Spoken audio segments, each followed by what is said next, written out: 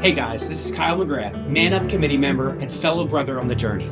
Welcome to Man Up Philly 2025. If you feel inspired after these talks and want to experience the faith and fellowship of Man Up Philly every week, I encourage you to join or start a gospel reflection group. In gospel reflection, men gather on a week-to-week basis to break open the Word and grow as we each walk our individual journeys with Christ.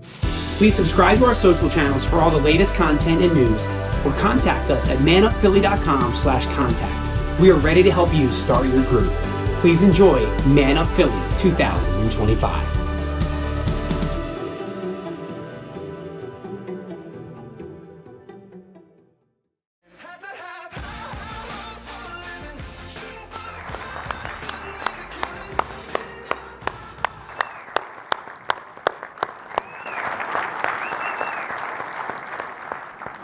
Thanks very much. My name is Fitzgerald, and despite what, as Eustace shared, my formal name is Edward. I think Eddie Morris Johnny actually told me name the baby after me. Just to let you know. Just to let you know. Where does the story start, and what's it about? I was born in Philadelphia. I was born in Northeast, the other side of the river, right? It was a city divided a little bit, right? Except when we're rooting for the Eagles. And grew up in Northeast. Now I live over in the Haverford area. But went to Wildwood in the summers. Worked down there. Worked at the Fudge Kitchen. You guys have all probably been there. I used to make the candy on the boardwalk in North Wildwood. And I kind of figure out, like, how does this happen? How do we end up with such high hopes? I haven't told Eustace, that song is a song that I used in my business at every annual meeting we had every year. I use it when I go to the gym sometimes because it's such an exciting song about high hopes. And why do we have high hopes in this city? Why do we have high hopes? Why could I have it for my business? Why could I, coming from seemingly nothing, but of course given a nice education and wonderful family, but how does it happen, right? And I think that the thing that we have to realize is that we are at the center of the world in Philadelphia. This is and has become a bit of the city of champions, but there's other cities that claim champions. But this is the city of saints. The entire world looks at the United States. The entire United States, there is one city, one that has two saints. St. John Newman and St. Catherine Drexel are from Philadelphia.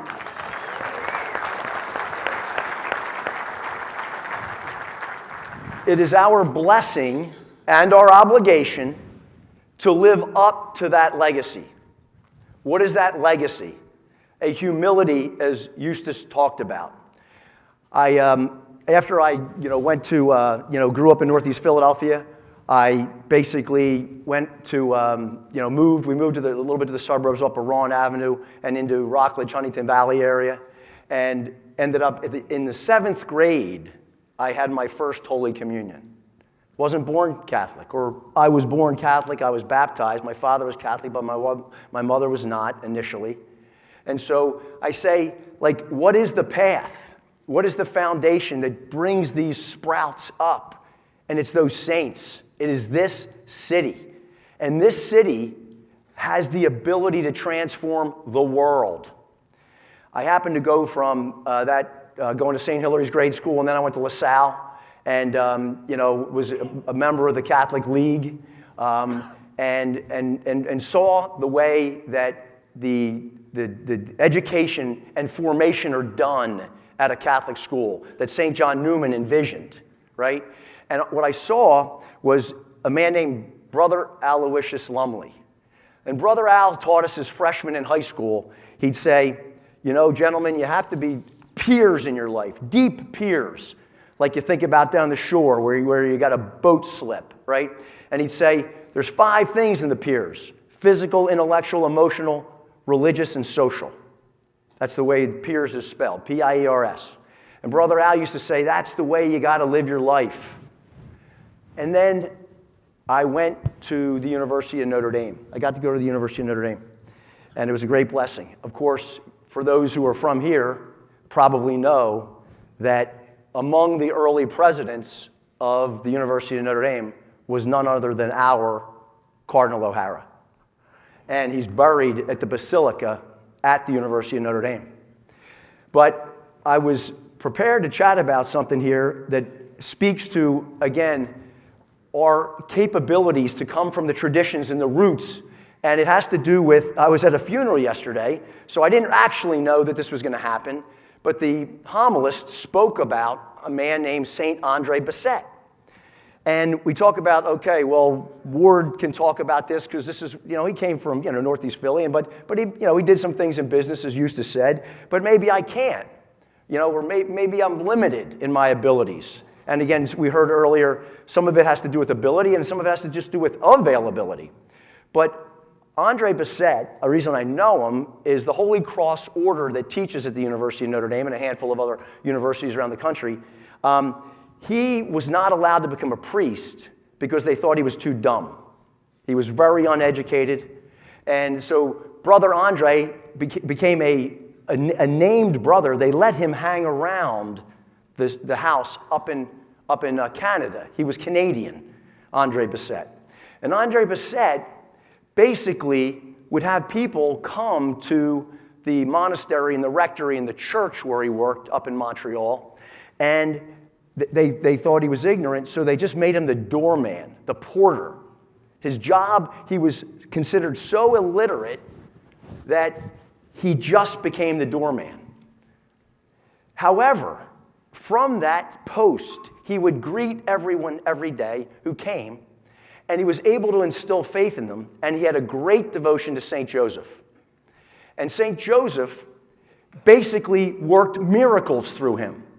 And people, after a while, were showing up at the church, not to see the priests, not to receive the sacraments, to see Brother Andre. And so what happens is, Brother Andre, the priest at the church, says, listen, we can't have all these strangers keep coming to the church. Go across the street. We got a house across the street. You can take visitors over there. Brother Andre starts taking visitors over there. What happens is he creates so many miracles through the intercession of St. Joseph that they call him the Miracle Man of Montreal. To this day, the Miracle Man of Montreal is Brother Andre Bessette, too dumb, too poor to do anything with his life. He's the only saint in the Holy Cross Order. Of all the founder of the order, great leaders, founder of University of Notre Dame, Father Sarn, Father Moreau, none. Brother Andre Bessette, the doorman. At his funeral, 1 million people lined the streets of Montreal. 1 million. Let's hear it for Brother Andre.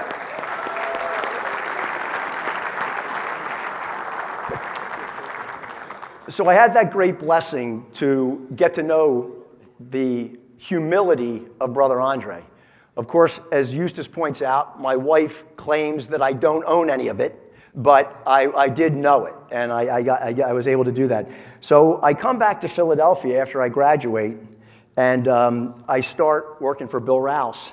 And if we could throw up that cathedral again, and so I'm walking down the street every day going to work on Market Street, and I wasn't passing this exact church, although it's in the neighborhood, as you know, but I'm passing churches on the way to work. There's a lot of them downtown. I'm walking, I live at 17th and Pine, and I'm walking, and so one day it just dawns on me, and again, I know I'm speaking to the choir here, but one day it dawns on me that I'm spending lots of time at work, 10, 12 hours a day. I'm spending plenty of time going out with my friends after work, a couple hours grabbing some beers, watching the games, every night, maybe getting to the gym pretty regularly, every day or every 3, 4, 5 days a week or something.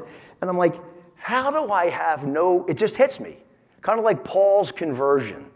I didn't get knocked off a horse literally, but I'm walking by and the Lord says to me, like, how can you go past here every day and not have 20 minutes for me?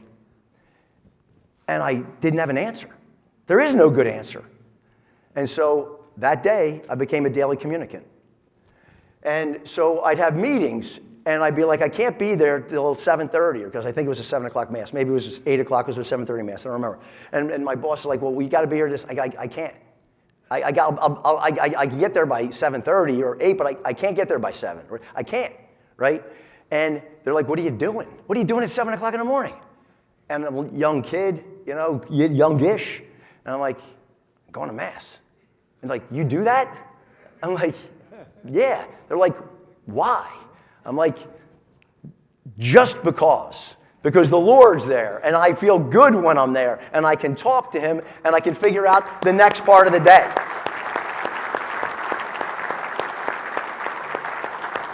So then I find out that these titans of the church, and Philadelphia has the way, as I said, they come from St. Catherine Drexel. And I'm learning about business, and I went to business school, and I see that where did St. Catherine get her notoriety from? St. Catherine's notoriety came from, like Mother Cabrini, and they had an exchange, Mother Cabrini and Catherine Drexel, is that Catherine Drexel decided that she was going to start an order of sisters called the Sisters of the Blessed Sacrament. And she's from Philly. She actually grew up mainly in Bensalem. But her story is that she became an heiress to a great fortune. And if we could throw up the slides again, please. And that fortune was her father and her grandfather and her uncle, who started a company called Drexel Morgan, which became J.P. Morgan, the biggest bank in the world. The biggest bank in the world. And Catherine Drexel is a shareholder to Drexel Morgan. And what does she do with all this money? She's one of the richest heiresses in the world. You read them on the Forbes magazine, the richest heirs and the richest heiresses. And she's one of them. And she lives here in Philadelphia, the center of the world. And what does she do? She's an innovator. As we talked about Cabrini, she's an entrepreneur. And she says, she writes a letter that exists, you can see it up at the shrine, to Franklin Delano Roosevelt on Christmas Eve. And it says, "Dear Mr. President, we cannot continue to have a country that is about liberty and justice and opportunity if we continue to have the lynchings in Mississippi." And she is the first nun to speak out for the American black and the American Native American Indian. And she takes all her money to build schools and orphanages, and she starts among the first HBC, historic black college, Xavier University in New Orleans, Louisiana. Among the first historic black colleges started here in Philadelphia through Catherine Drexel. So I'm inspired by her entrepreneurship. My career's going relatively well. And one day, Bill Rouse comes into the conference room and he says, "Listen, team, I apologize, but I have some very sad news. I was just diagnosed with small cell lung cancer. And I have about 9 to 12 months to live." And we were all crestfallen. We all did our best to support him. But unfortunately, 13 months later, he passed. And professionally, personally, he was my mentor in business, and he was a great man. He was not Catholic. He called himself a Judeo-Christian, an Old Testament and New Testament Christian. And it was a great influence on me, just that in of itself, that the Old Testament matters, the history, Isaiah and Ezekiel, right, to have a contrite heart. To when we have hardened hearts in Ezekiel, the Lord said, you can't have that hard heart, right? And so basically, we have to go on the next stage. I promise him on his deathbed and his family that I'll try to take care of his company as best I can. They name a new leader of the company. And 2 months later, my dad calls. My dad was quite a quiet guy. I call him a depression baby. He was in the military. He eventually became a dentist, went to Temple Dental School. And we lived in a row home in Northeast Philly, corner of Cotman and Tabor. And the first floor was his office, where he would see patients, and we lived on the second and third floors of the Trinity. And with my sisters and myself, I have 3 sisters. And so anyway, he says, I have bad news, Ward. And he was talking to my wife, Kathy, who is, again, she's not here because it's man up, but I always say that she's the heart and soul of the organization. I'm just the voice, I'm just the voice. She's also she says to me, I'm also the feet and the hands Ward, which is true. So anyway, my dad says I have small cell lung cancer, and I only been given 9 to 12 months to live, and I just lived through this. I'll never forget where I was.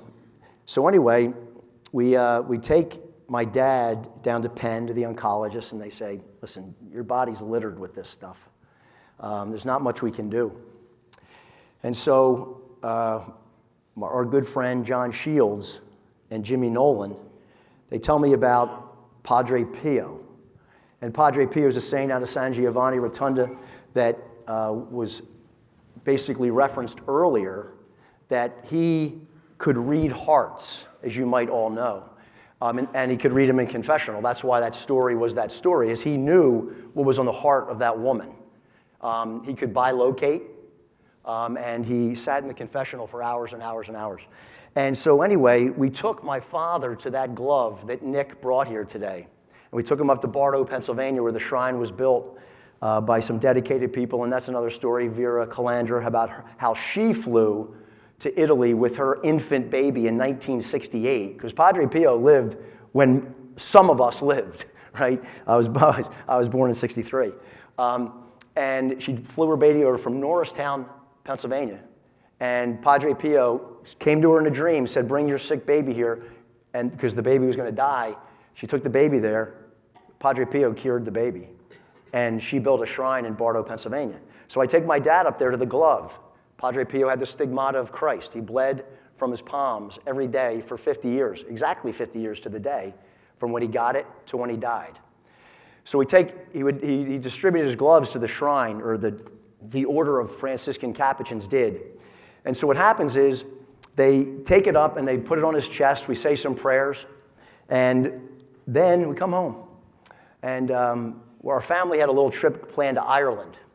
And we go and my dad says, you got to go. He's like, I got 6-9 months. This is early days. You just go. My wife and 3 children, Francie, Maggie, and Teddy. And so anyway, we go up there we go over to Ireland, and we're in the Connemara Park. And there's a little shrine of St. Pio on the side of the road. And we're like, this is Ireland. What's St. Pio doing here? He's from Italy. And so we talked to this man standing there, and he says, oh, down the street, or down the driveway, rather, it's a long driveway, is a family who had a miracle of St. Pio. So my wife had us kneel and say a prayer at the shrine of this family that had been healed and given a miracle. We come home, and I'm sorry, I take that back. We didn't come home yet. A couple days later, we're still there. We get a phone call. And again, like I said, my dad was pretty modest. He wouldn't bother me, if his house was on fire. And he calls up and he says, Ward, and I'm like, Dad, what's wrong? Like, do we have to rush home? Is there a real problem now? He said, no. He said, I was down at the oncologist at Penn, Dr. Saul Stein. And he said, the doctor took my CAT scan this week, and he said, the cancer's gone. And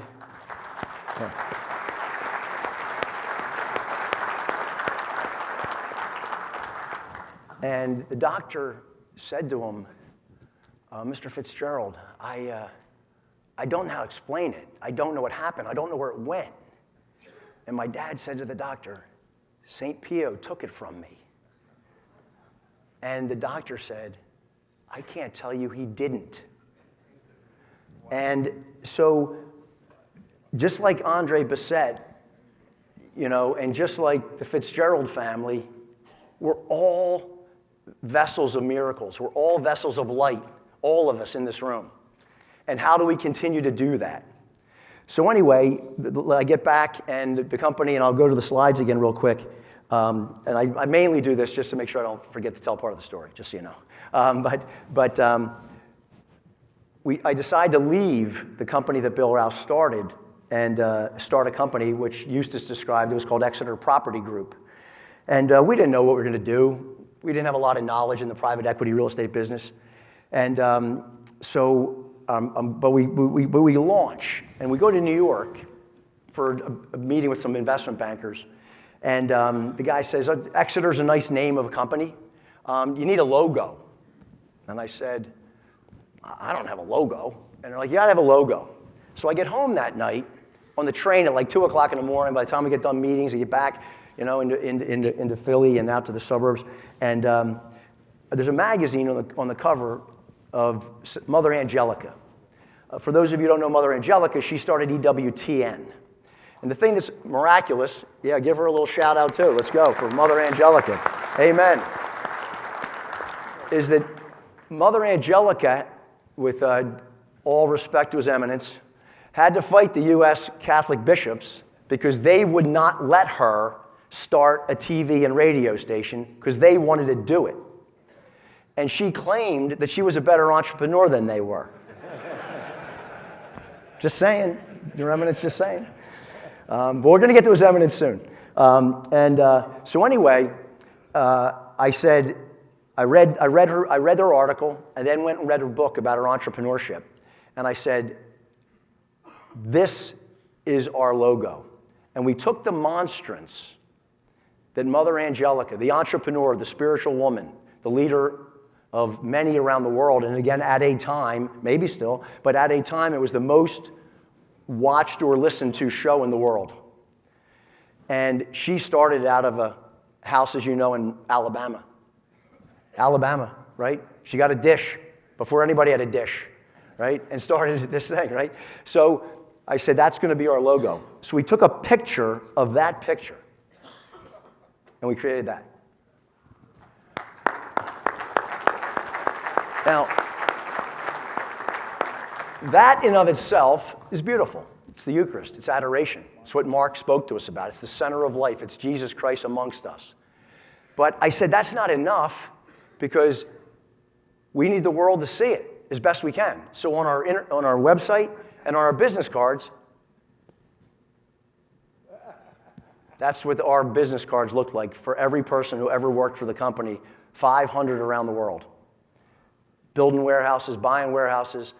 And people would say, what is that? Is that a sun? And it would give us the opportunity to say, it's Jesus Christ.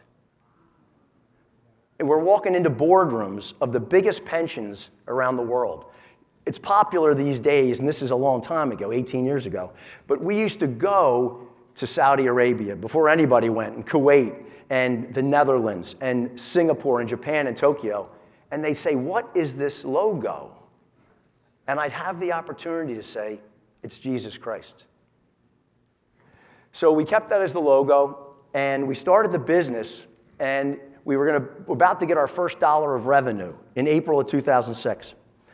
And what ends up happening is we were supposed to sign the documents, and I said, wait, it's April 17th.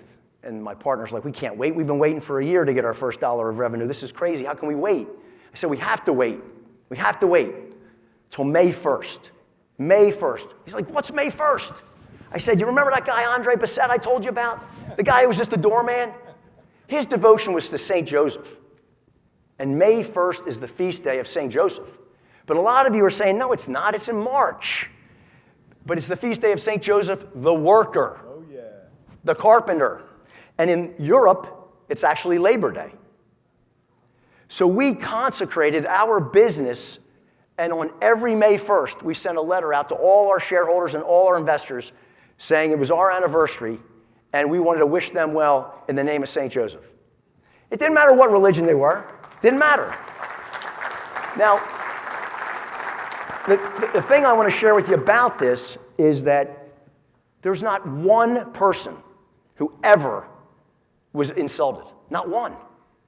That this little guy from Philadelphia. And by the way, we purposely built the business. I lived here in Philadelphia because we were tired of hearing about, like they say in that movie Miracle, when the coach says, I'm so sick and tired of hearing about the Russians. I would walk around the world going, I'm so sick and tired of hearing about the New Yorkers. Because every investment firm was headquartered in New York. You can't be any damn good. You're from Philadelphia. I said, just watch us. Just watch us. As Alexander Hamilton said, right? Just watch us now. And so we built the business, consecrated to St. Joseph, kept the Eucharist on the cover of the thing, and it became, humbly I say, only for the grace of God and the intercession of St. Joseph and Christ, it became the 10th largest private equity in the firm in the world out of Philadelphia. Okay?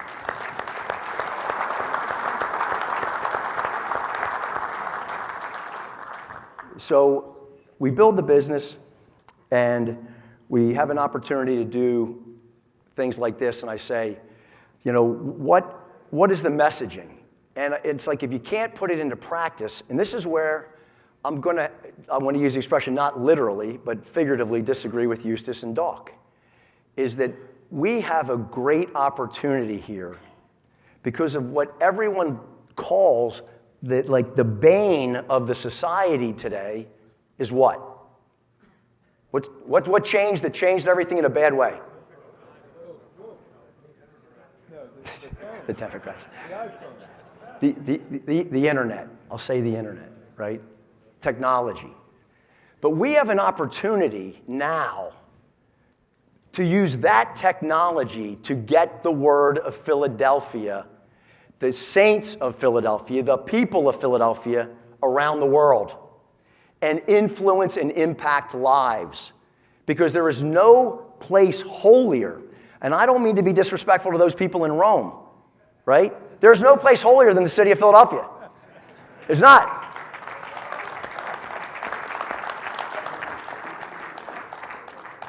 When we were building the business and we were trying to figure out what mattered most, I want to share with you that this is the passage that I'm going to ask you to take.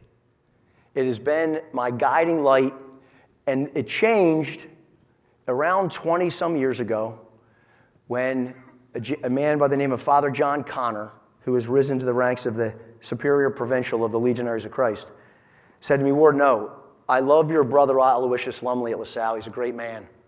But he got it a little wrong, or maybe a lot wrong. He said, your religion and your spirituality, that fourth part of the pillar, that's not a piece of your life. That is your life. You have to have a lifestyle of faith.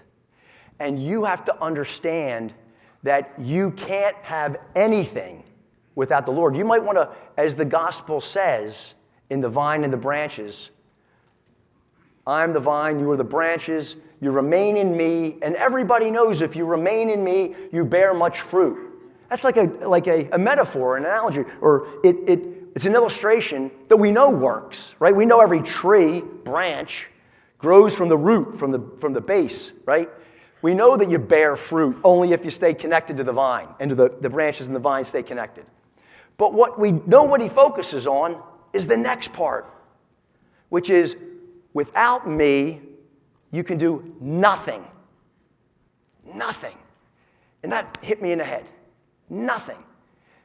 Because he didn't say you could do a little bit. This is Christ's words. He didn't say you can do a little bit without me. He didn't say you'll do okay without me. He said you'll do nothing, absolutely nothing with me, without me. And that's what I took home. And Eustace is kind that amongst my arrogance and vanity and ego, that I reach for humility. And this is the source. This is the vine of that humility to the extent I have any. Because I know I'm nothing, absolutely nothing, despite a great education and a great formation and a great business career. I'm nothing without the Lord, nothing. And so everybody, looks for all these books. And I will share with you that I think one of the things that's most missing in our youth, and I don't know exactly when to segue this, but the paradox of the internet being the source, that could be the source of strength for the church, has a lot to do with His Eminence's most recent letter and the construct around the 83%. Who are the 83%? The 83% are the Catholics that no longer go to Mass. And it's beautiful when the Father gets up here and says, Mass makes you strong, adoration makes you strong, confession makes you strong. And of course and the Eucharist makes you the strongest. That's of course true. But the reality is, we have a bridge too far right now. We got 83% of the people. Everybody says kids aren't going to church anymore. Well, kids aren't going to church because their parents aren't going to church. They don't even know where the church is. And again, I'm not here to condemn them, right? I didn't go my first Holy Communion until I was 7th grade. But I am here to say that we have to stop telling them, go to church. With all due respect to His Eminence, this is my theology, right? Is because it's a bridge too far, and I think His Eminence, we've talked about it, and I think he knows that, right? And that's why he's putting programs in place that are about reaching out to the 83%. Because right now the parishes are serving the 17% that are in the pews. And the parishes have to learn to serve the 83%. And how do we do that slowly? How do we infiltrate? And we've got the great blessings of the Hallow app, Matt Pinto's Ascension Press. We have all these books. You know, I had a great pleasure meeting Arthur Brooks, who wrote that book, Build the Life You Want. And he talks about, because again, he teaches at the Harvard Business School.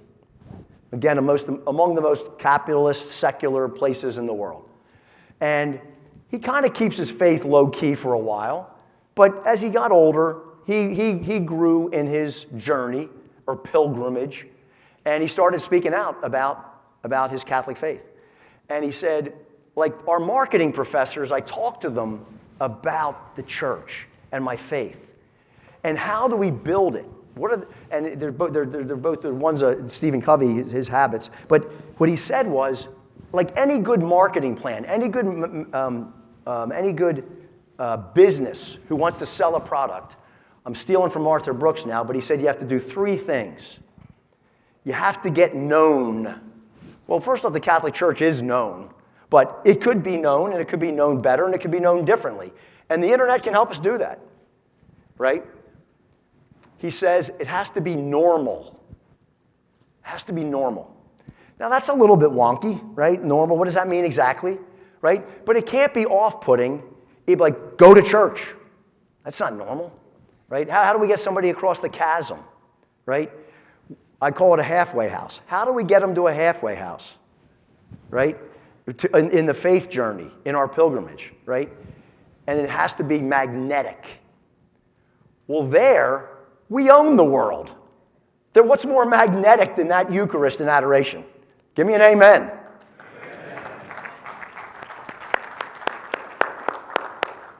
But we all have to participate.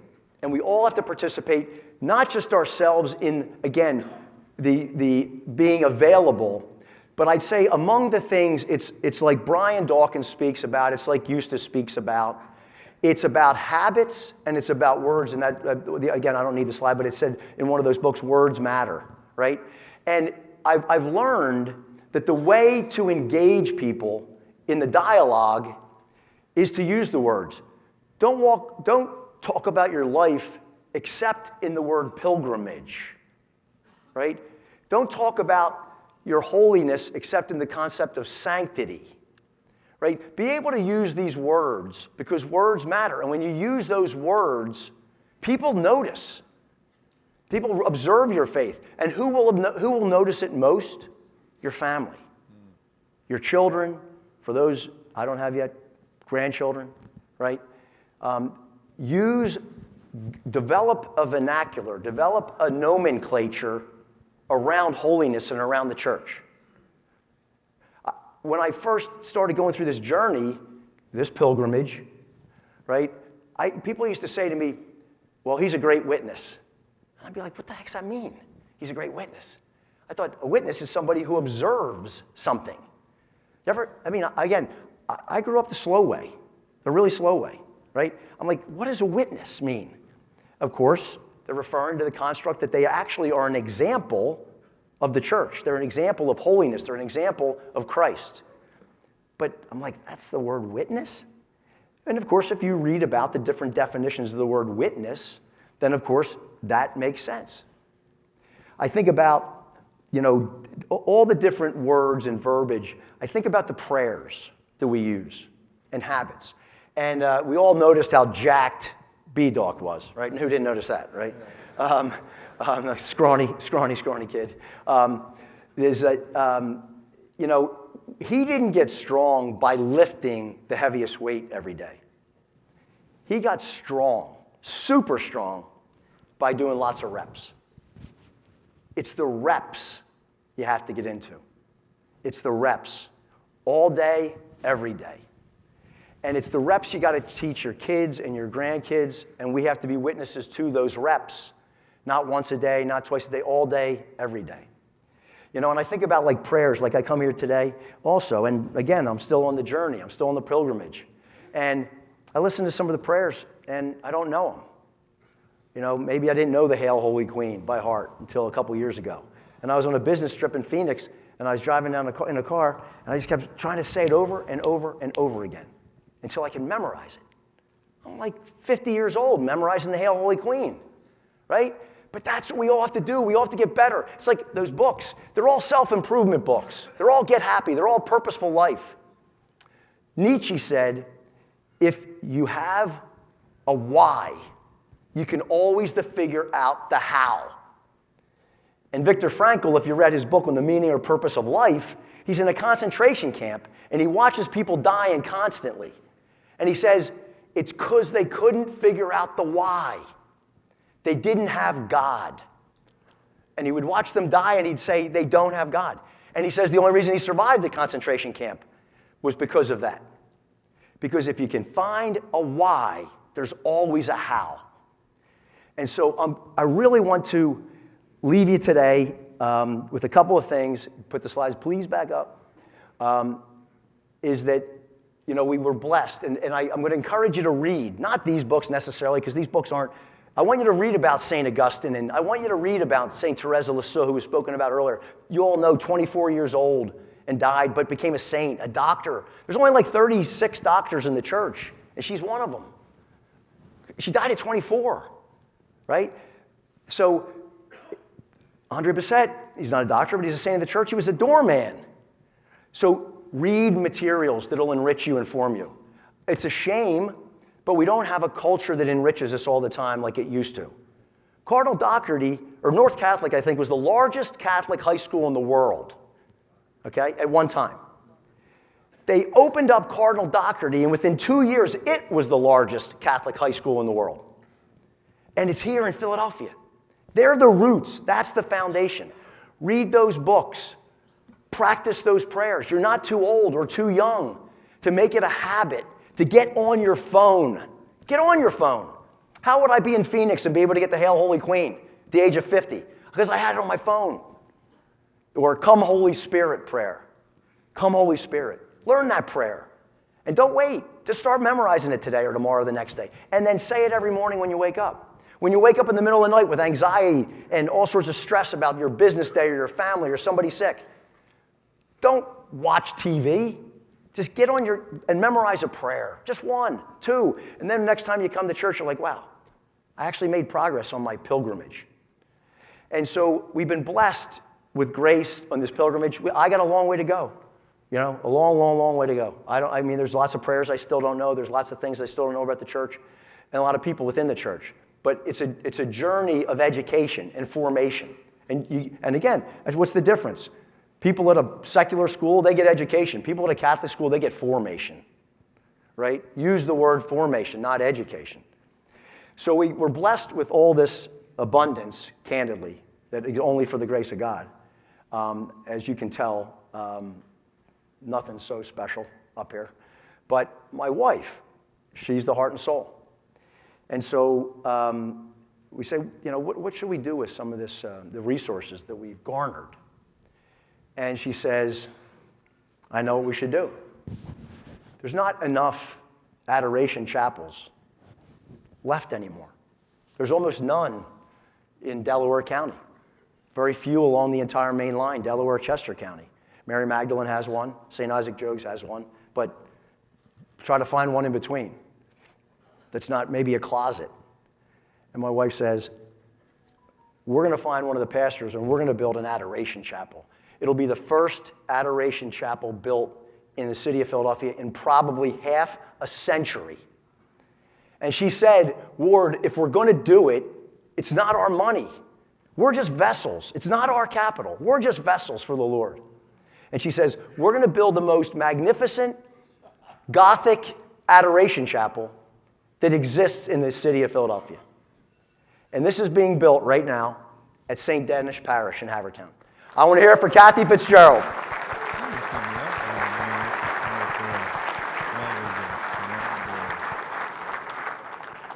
And she said, we're going to make it the most special. She has artists from around the world flying in because this is Philadelphia. And this is the Church of Philadelphia. And this is a great, great place to build the kingdom of God from with the saints and the roots we have. So keep doing the things that Eddie and B-Doc and Use share with us all the time. It is a blessing and a privilege to be able to share my journey, my pilgrimage with you all. I'm so grateful for my wife who makes sure that the heart of the church grows in Philadelphia. And the last thing I want to share is that we've continued. The Eucharist went away. We sold the company. It still exists in our lives. But we started a new company. And it's called ExCorde Capital. And this is my signature. It says AMDG. AMGD. Is that right? All for the, it's Latin for all for the greater glory of God. Mother Cabrini, we saw her earlier. We can serve our weakness or we can serve our purpose. Every day. I see this every day, every email I write. But of course, it also says home of the world champion, Philadelphia Eagles. E-A-G-L-E-S, Eagles!